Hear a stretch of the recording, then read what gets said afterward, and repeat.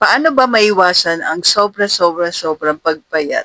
Actually, story time po tayo po. Ito yung aking plato before. 1 year po noong bago pa lang ako. Kaya ginawa ko po uli para ipakita sa inyo, ganitong ganito yung plato ko noon. Meron akong pamalit sa rice, broccoli rice, cauliflower rice, sayote, or cabbage rice. Ganyan ang ginagawa po namin before. So, pero wala pa ngang boiled egg noon, puro ulam lang yung ginagawa ko. Tapos nilalagay lang ako ng 2 pirasong manok, okay na para sa akin yun. Pero, yun, grabe yung payat ko po noon. Kaya nga disclaimer po paalala ko doon sa mga bago, para maging maganda po yung pagpayat. Kasi natural po, papayat talaga tayo sa low carb. And may transition naman talaga na nangyayari. Okay po, may part talaga na hindi maganda yung pagpayat, pero tuloy-tuloy nyo lang po. At dapat din ay may pinakapangunahing kailangan natin talaga yung protina at fats.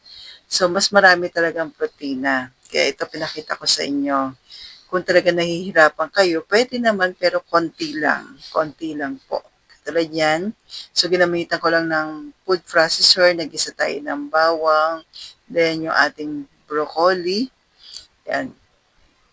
Sasangag mo lang po yan. Nilagyan namin ng asin, konting paminta, at napakarami pa rin scrambled egg. Parang 4 pieces yata yan kung di ako magkamali. Pero ito po, ang ginagawa ko po na ito, kalahati lang yan para po sa 3 tao. Ganyan po yung karami. Tapos, ang ginawa ko po yan sa cup. Yan, hindi ko siya pinuno. Konti lang, na-miss ko lang talaga. Pero hindi siya essential. Egg, meat, chicken, fish, lahat ng mga protein, seafoods, yan po talaga yung essential. Pero pwede ba magganito? Kung hindi kayo oxalate sensitive, ibig sabihin wala kayo allergy sa plants, pwede naman konti lang. At essential pa rin ang mga nabanggit ko po ng mga egg, meat, seafoods, at iba pang protina.